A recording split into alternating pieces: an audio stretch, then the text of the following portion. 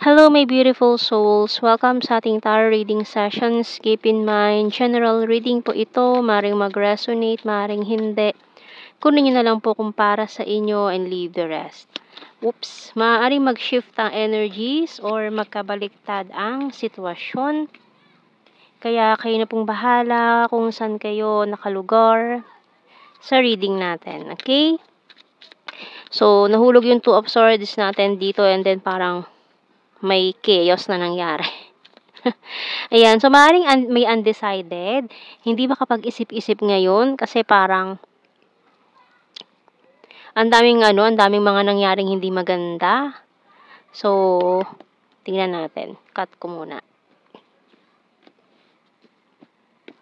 Hindi makapag-decide with the Two of Swords. Oh, we have Four of Swords. So, mukhang nag-heal from the past. Kaya parang undecided kung magte-take pa ba ng risk, kung itutuloy pa ba ito or ititigil na. So, we have here the Ace of Cups, Knight of Cups, the Strength card, Devil, or the Shadow side here in the deck. We have the King of Wands, and the Ace of Wands. So, maaaring may asking for another chance.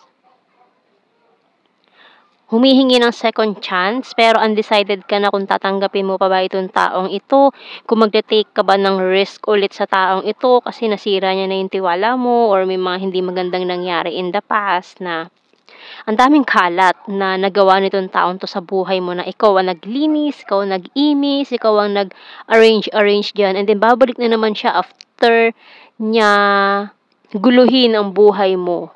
Ayan. May mga manggugulo na naman no? After mo ayusin, after ka nag-heal, ayan, tsaka magpapakita na naman to na parang paawa epekto na, please give me another chance, offering this cup of love, parang may pagka-emotional, manipulative, sad boy, sad girl, ang energy, ganun. So, we have energies dito ng strong fire. Aries, Leo, isama na natin Sagittarius, and then Capricorn energy. So, tingnan natin ano ba message ng Archangel natin dito. Clear your space again. Okay, so we have here by Archangel Jophiel, get rid of clutter, clear the energy around you, and use feng shui. So, yun na nga nalinis mo na yung mga kalat na ginawa nitong taon to sa buhay mo. Pagkatapos niyang guluhin ang buhay mo, ang dami niyang iniwan na kalat, basura, na inayos mo, and then babalik na naman siya para asking for a second chance. Diba nakakaano na, parang tinanggap mo, tapos sisirain tiwala mo, and then aalis siya, and then babalik na naman, magpapaawa effect dyan. Tingnan natin. Signs and symbol card. So, kasi kung okay na i-ano mo na ito, wala naman siya magandang idudulot sa buhay mo. So, decision mo na. Naku, huwag ka magpapatali sa mga ganang klase ng tao. Kasi we have two aces here. So, may mga new opportunities coming in din for you na maaaring isa sa mga aces na ito is your divine counterpart. So, sayang naman kung magpapatali ka sa maling tao, diba? So, pag-isipan ng mabuti. Ayan. So, we have here music, snail, playing cards, money, mountain card. Ayan, mountain. Yung ating bottom card. So, kasi iba sa inyo nag-focus na lang sa goals, ayan, sa pera. Kasi itong taong to from the past na who is asking for another chance, parang, hindi seryoso Parang, maglalaroan ka lang ulit. Titingnan niya kung mauuto ka pa ba. So, tingnan mo, kasi may two aces tayo dito Ace of Wands, Ace of Cups. So, maaaring may paparating na tao na talagang karapat-dapat para sa pagmamahal mo. Kasi itong past person na ito na nagbabalik loob ay parang labas lang sa ilong yung mga sinasabi, hindi naman niya kayang panindigan or working hard for our future. You're my rest and my healer. My intuition choose you. Sorry, I'm wasted. Maring mag-drunk message, drunk call, itong taong ito. Can't sleep thinking of you all night long. You're so hot. You're my destiny. And feeling betrayed. Ayan nga, kasi nga, pinagtaksilan ka na nitong taong ito na humihingi ng second chance. And at the same time, meron tayong new person. Maring hindi lang isa ito na maging interesado sa'yo. Kaya sinasabi dito ni Archangel Jophiel, clear your space. So, kailangan mo na mag-provide ng espasyo dito sa paparating. Kasi may paparating eh. So, kung tatanggapin mo na naman itong maling taong ito, magpapatali ka na naman sa kanya, paano makakapasok yung right person for you in your life, diba? Ayun, asking for another chance. Can we start again? Kasi kung tatanggapin mo yung ganitong klase ng tao, matatali ka lang nga eh. Ayan, itatali ka lang niya sa kalungkutan, sa pagiging miserable. Kasi sayang naman eh, paparating na itong divine counterpart mo. So, hahayaan mo ba na, mahal ko eh. Mahal mo yung toxic person na to eh. Sabihin mo ganun. Tapos, eto, paparating yung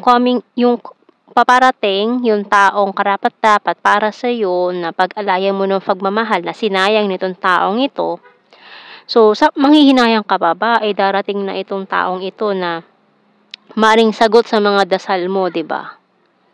Tapos, tatanggapin mo pa rin itong isa na dahil mahal mo, tatanggapin mo pa rin kahit na kung ano na ng pinaggagawa nito. Yan, oh.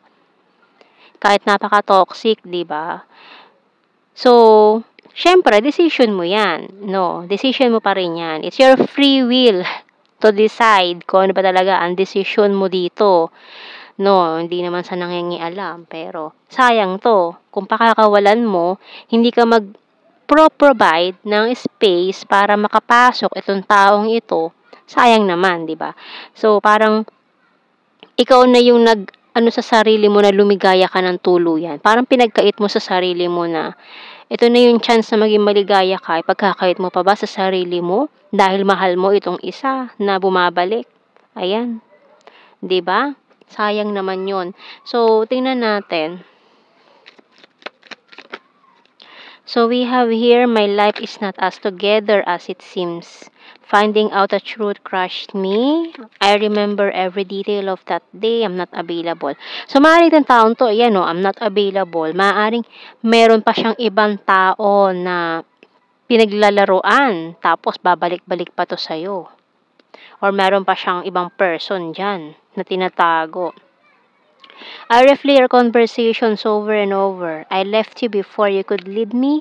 I know I was a distraction from your pain. I'm so attracted to you and I knew exactly what I was doing. So, kuha tayo ng initials natin dito. Letter A, G, R, F, letter E, B, S, VJ. Baliktad. And K ang bottom card. So, kuha tayo ng blue card. So, we have here guilty. Union of Hearts. And the reminiscing.